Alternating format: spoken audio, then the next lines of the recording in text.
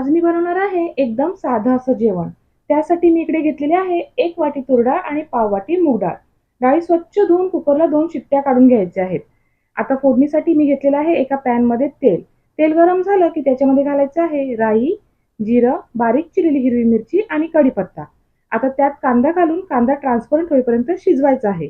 त्यामध्ये घालायचं आहे आलं, लसूण, मिरची, कोथिंबीरची पेस्ट. टोमॅटो घालून टोमॅटो मऊ होईपर्यंत शिजवायचे आहे. आता त्यामध्ये हळद व आगरी मसाला घालून छान असे परतवून घ्यायचे आहे.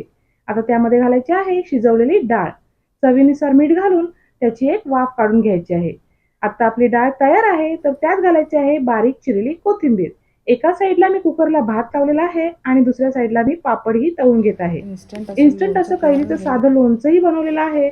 आता ताटामध्ये वाढलेला आहे भात, त्यावर घालायची आहे डाळ, साईडला मी वाढलेली आहे कोशिंबीर, झटपट बनवलेलं लोणचं आणि पापड. आपलं ताट